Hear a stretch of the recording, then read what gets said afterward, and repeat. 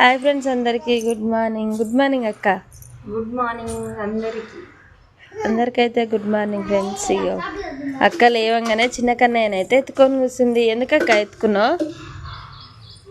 ఎత్తుకోవాలనిపించింది. ఉండేది కొద్ది రోజులు, రోజులేనో తెలియదు. కన్నయ్య వెళ్ళే రోజు దగ్గరకు వచ్చేసింది కాబట్టి అక్క అయితే వదిలిపెడతలేదు. ఎప్పుడు తెలియదు. అవును, మీరందరూ అయితే ఏం చేస్తారు ఫ్రెండ్స్? పనులు అయితే అయినాయా?